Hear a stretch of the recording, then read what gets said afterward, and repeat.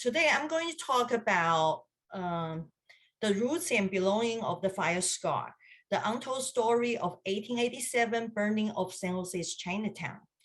And I'm talking about this journey. The reason why is I'm a writer, but I used to write Chinese, only Chinese. And I always write the story I wanted to write. I have never written a novel before. I have never written a historic novel. I never written an English historical novel. And this is my first time. And I will let you know the amazing journey that I have gone through. So this is how everything started. One day I was meeting a friend in downtown San Jose, having a lunch with, and I was standing at the corner of Fremont Hotel. If you ever been to San Jose area, you will know that Fremont Hotel is the most prestige hotel in downtown San Jose. And in such a beautiful golden location, how come there's a plaque and with a Chinese words written and big font Chinese? I was reading 圣荷西华父辈分纪念. So I start reading the words on this plaque. It says, on the side, on May 4th, 1887, a mysterious fire deliberately set. And I read this word deliberately several times. Destroy San Jose's Chinatown. This was the largest Chinatown south of San Francisco. A community of bachelors and of families, these early Chinese pioneers were instrumental in developing the economy of Santa Clara County. And it was dedicated May 4th, 1987. By all means, this plaque was set on the wall 100 years later of the fire. And I've been in the Bay Area since 1990. I have never heard of there used to be a Chinatown here. And that also explains why I always wonder, there are so many Chinese and Chinese community here. How come the closest Chinatown is an hour away in San Francisco? So, and during the time was a pandemic. So I went back to the hotel to take more picture. As you can see, on the street, there was nobody, there was no car. So it was very easy for me to take this picture. And this is what the Fairmont Hotel looked like. And it's on the corner of the wall, which should be a very obvious location. So ever since I saw this plaque, I've been talking to friends, I sent emails and text message and multimedia, Facebook, and asking if anybody know about this fire. I asked over 100 people and only one person told me that he heard it from an elderly when he was very, very young. Only one person out of 100. So I feel the story need to be told, okay? And I start asking questions on Facebook, multimedia, where can I find the information? They say, oh, there's a book you can order. It's on the page 275. So I ordered the book. The book is called Driven Out, written by Jim Frazier. And then Driven Out, and first when I ordered the Driven Out, I didn't know what Driven Out means. There's a subtitle says, A Forgotten War Against Chinese Americans. And then I turned the first page, it says 排华. I was really, really shocked and I was in tears and I started to read this book. The book is well written and it's a documentary. It has all of the proof and pictures and court orders and journals and everything is in there. I think it probably took 10 to 20 years to collect all of the evidence and to write this book. So on the second page of this book, she said there were over 250 roundups of Chinese American in California from 1849 to 1906. And this is a map of California. What does it mean by roundups? Roundup means hundreds of people getting together. They live there. And I will call it a little Chinatown. And none of these exist now. They are all driven out. So how did Jean Fisher found out about this? She was a graduate student in Humboldt University, and she was wondering how come there was no Chinese student in the university. Oh, they say the Chinese has been driven out a long time ago. So she started to looking into the library. In 1 hour, she found out there were 40 roundups. In one afternoon, she found 250 roundups. That's how she started writing the book. So I continue more research, Chinese San Jose and Santa Clara Valley, and also Chinatown in San Jose. And people told me that, Lily, you should go to Wushen Gong. I have no idea what is Wushen Gong, Temple of Five Gods. It located in Cultural Park. And I have no idea there's a cultural park in San Jose. So Wushen Gong is not only a temple, it's also a Chinese American historical museum. But during the pandemic, everything was closed. Only thing I can see is the chcp.org website. That's a Chinese historical and cultural projects. So in this website, I found this Stanford archaeology project. The name of the project is called There Was a Chinatown Here. There was a Chinatown here that the project was conducting Market Street, Chinatown, and which is located in Fairmont Hotel. So right before they built the Fairmont Hotel, they sent a whole bunch of archaeologists to dig out underground, and they found many, many artifacts. But where are these artifacts? Are they in Wushen Gong or are they in Stanford? I have no idea, because during that time, everything was closed. And in the website, I also found a video. It's called Home Base, a Chinatown called Helenville. What is Helenville? I have all these questions, but the video was made by Oscar-winning documentary filmmaker Jessica Yu. Is well done. So I purchased the video and watched it several times. So in Jean Fisher's book, the first event you talk about is the Tacoma driven out. So it was November 3rd, 1885. It's a cold and raining day. The mayor, Weisbach, led 20 white persons forcefully expelled 900 Chinese. At 9 a.m., they will ask all Chinese to leave by 1:30 p.m. They will break into their log houses, smash doors and windows. The people refused to go. Then some of the white persons dragged them out of the house. Some women, unable to walk on their tiny bonded feet, were tossed into wagons. They are with arms, pistols, some with clubs. 2 days later, Tacoma Chinatown was destroyed by fire. No Chinese has been allowed to reside in Tacoma since that day. So where do they go? Where can they go? They don't know anything except the railroad, because they built the Northern Pacific Railroad. So they walk for 140 miles in the cold winter night to Chinatown, Portland. They hope to find sanctuary in the community so they could reside. 2 days later, Tacoma Chinatown was destroyed by fire. By the time they reached to Portland, Chinatown, same thing happened to Portland. The winter of 1885 to 86, the raids and arson in Chinatown reached to Portland.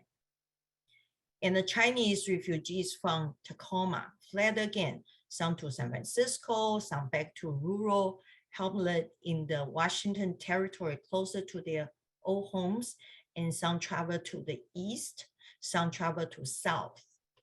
And the picture you see is the anti-Chinese riot at Seattle, Washington.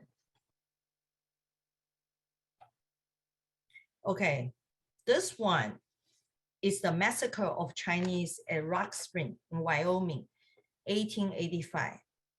So on September 2nd, 1885, the worst massacre of immigrant Chinese miners by white immigrant miners was the result of racial prejudice toward the Chinese miners who were perceived to be taking jobs from the white miners.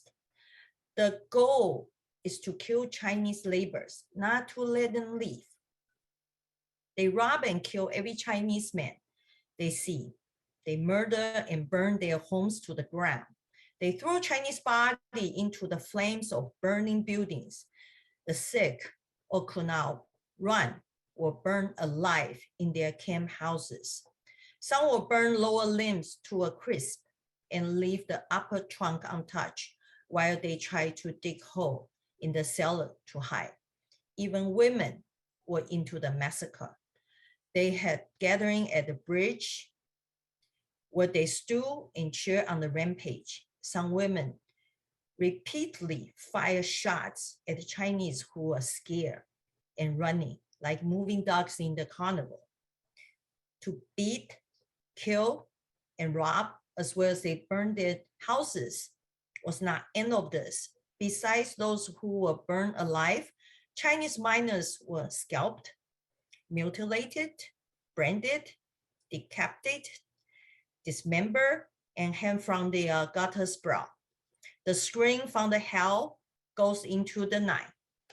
One of the Chinese miners' penis and testicles were cut off and tossed as a trophy of the hunt. The event amounted to a racial terrorism. The attack of Rock Spring were extraordinarily violent, revealing a long-held hatred of the victim.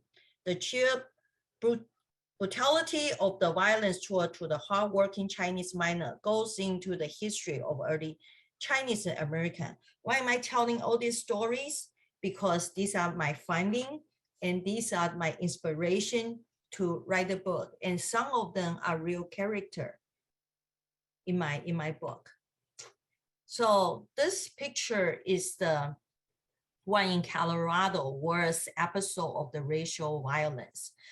The mob beat the Chinese men to death, injure dozens more, and destroy Chinese homes and businesses. Some of you probably see this picture not long ago, just a few days ago, when the city of Denver apologized. Okay, this is in Humboldt. They make a point that they say they will shake the Humboldt dust from their sandals, satisfied the county is a fine place, but no place for Chinamen.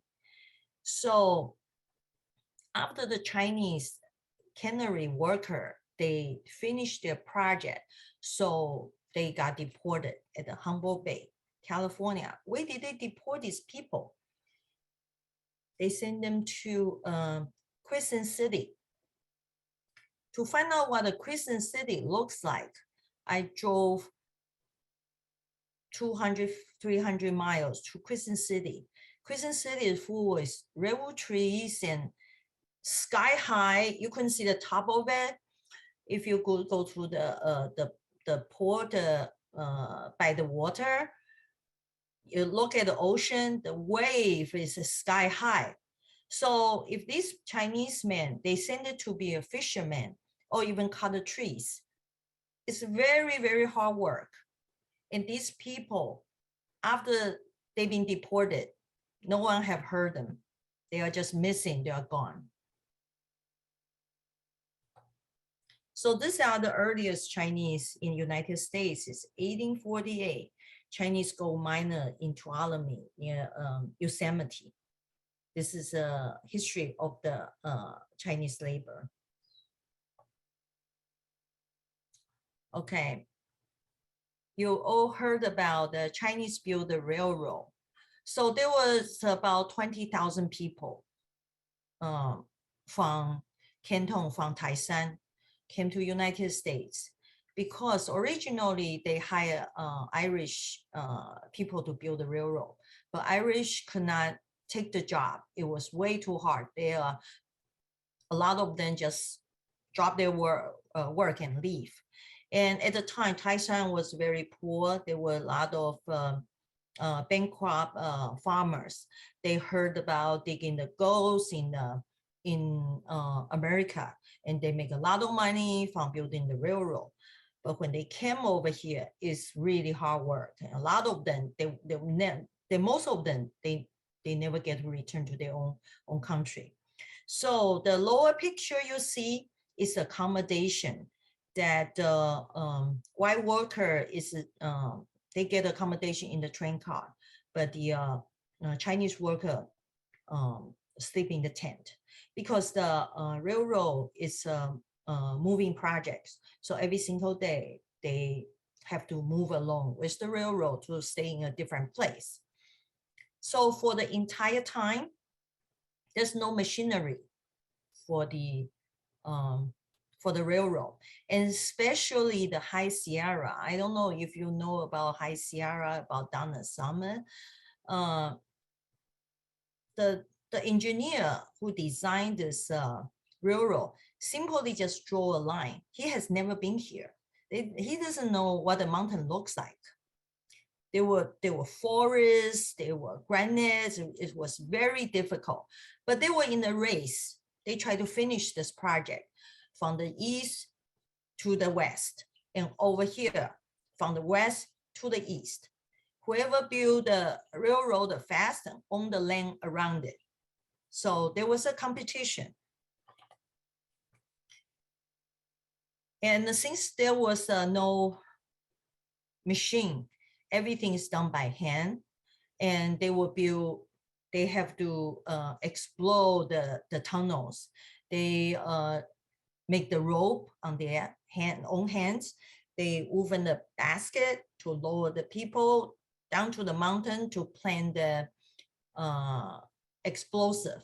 And some of them, sometimes the whole team will just explode and gone by the mountain. And there were hot summer, there were frigid winter, and these people from Taishan, most of them, all of them have never seen snow before. And sometimes they face avalanche and body just buried underneath the snow. They can't even dig them out. They have to wait until the next spring.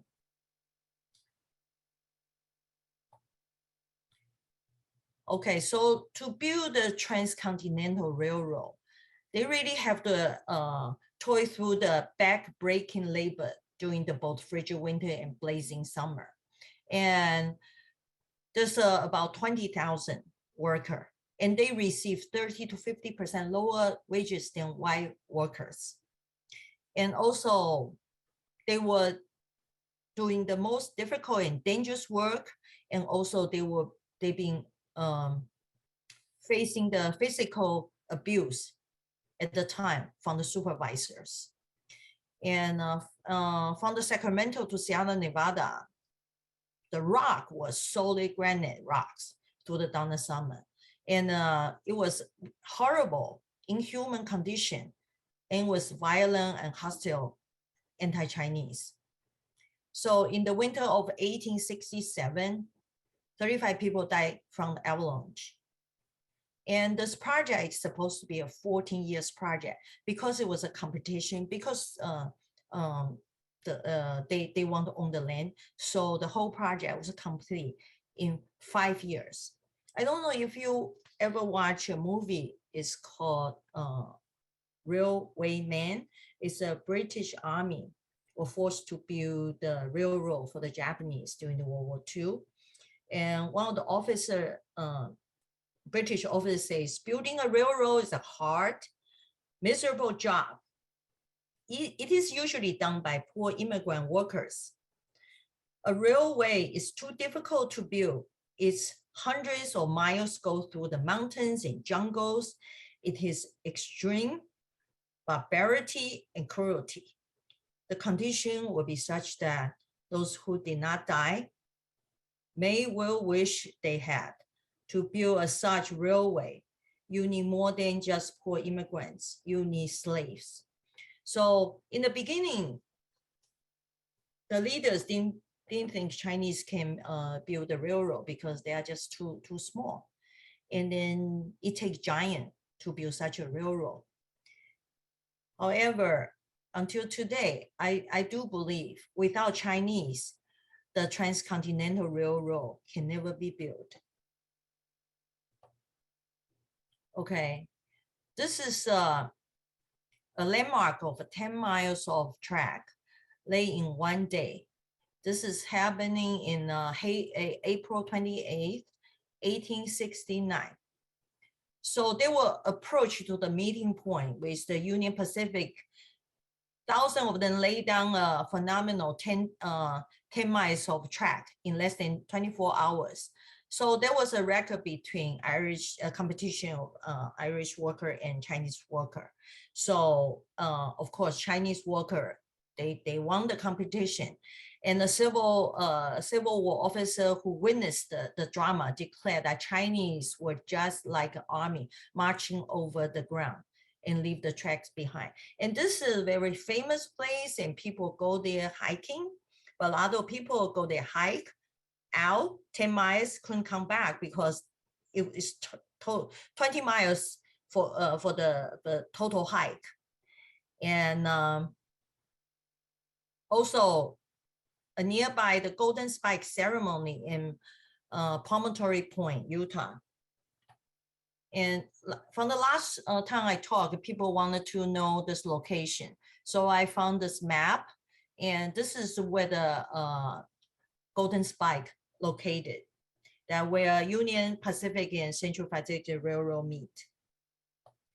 And this is a iconic photo. Probably a lot of people saw this because this is the leaders of the Central Pacific and Union Pacific Railroad nice meet and shake hands in the and this photo was taken by Andrew Russell in May 10th, 1869. And the scholar and the historian believe that there were no Chinese worker in this photo. So the Chinese never took any credit from building the railroad, even though there were so many people that die and suffer. Okay, this is the living condition of the Chinese worker and their supervisors. As you can see on the left-hand side, the Chinese, they have a 3-level bunk bed and 2 people share one bed. And they have rats or mouse as their pet. And there's no women, it's only bachelor. On the right side, there's the one happy family or the white worker. This picture on the newspaper was a white child assault Chinese child. That is still happening today. So it's like a history repeat. And now it's even to the elderly and women. This is when they announced, United States announced that they are start taking the Chinese immigrant. And this is how much they unwelcome Chinese to become Chinese immigrant. And all of these pictures were drawn by reporters on the newspaper during the time. And this is a toy they use to inscribe Chinese mascot. This is 1884. Women comes to United States at the time will only become prostitute. And there are Chinese girls as sex slaves and human trafficking in San Francisco in 1800. Most of them, they die very young because they have no medication. And then they just left them to die. So during the time, as long as as a woman, you're coming to United States looking for a job, this is the only job that they offer.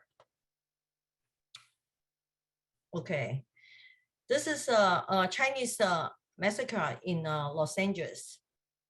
In 1871, Los Angeles Chinese massacre resulted in the death of 18 Chinese men and believed to be most lethal example of racial violence ever recorded in the city. And this is about 500 white people against 18 Chinese men.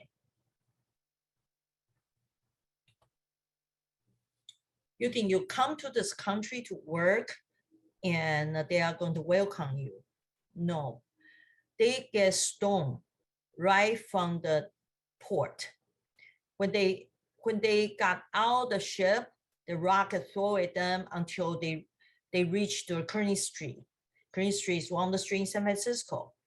I have seen them leaning over the side of the wagon with their scalp cut open. I have seen them stoned when going afoot from the steamship. No arrest were made, no police interfere. And this is the talk by Council of the Chinese. And in the opening argument before the Joint Committee of the two houses of Congress in Chinese immigration. This is in California, in Antioch, when they built a hotel in 1926. They found out there are tunnels underneath the Chinatown because they used to ban Chinese to walk outside. They were not allowed to walk outside after dark. If they do, they get killed. So they built a lot of tunnel from into different houses or grocery store. And this is San Francisco story. San Francisco, they destroy many laundry stores. And also they are not allowed Chinese students to go to the attending the public school with the white students. So of course, during this event, there were many people died too, and then many laundry business were destroyed. This is the famous Chinese Exclusion Act. If you see the fourth line, it bans Chinese women from immigration to United States. So without women, there will be no children.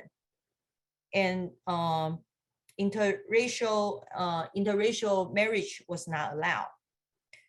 So this is really a racial clinic. They were thinking for all the bachelor, eventually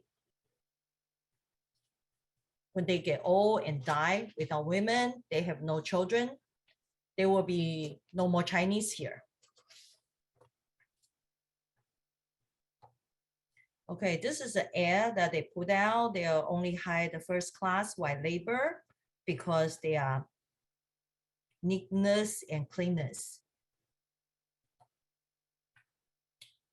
And I'm going to introduce this person that's from San Jose. He's a pastor. He's very, very brave.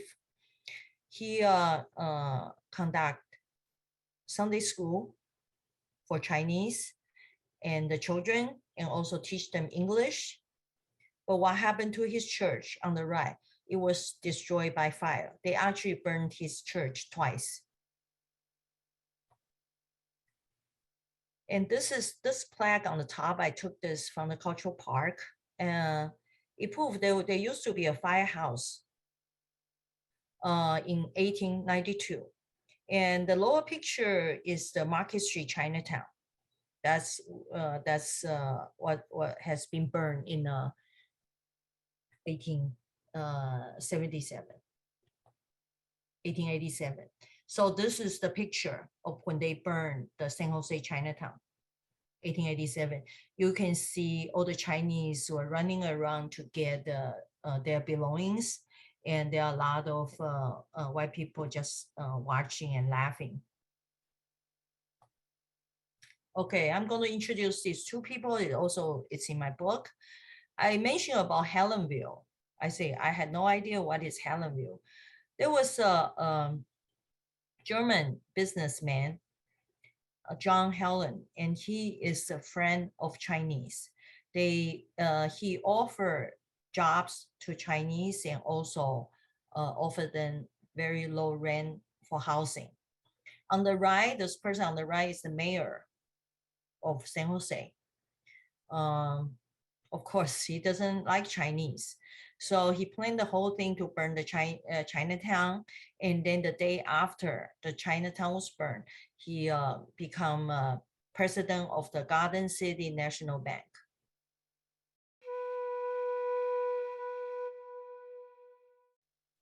And we're thinking about the Asian crime, it increased 339% in 1 year. In the entire US, it's 124%. New York City is 343%.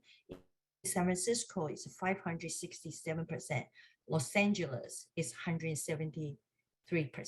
It's indeed a history repeat. So where is this all going?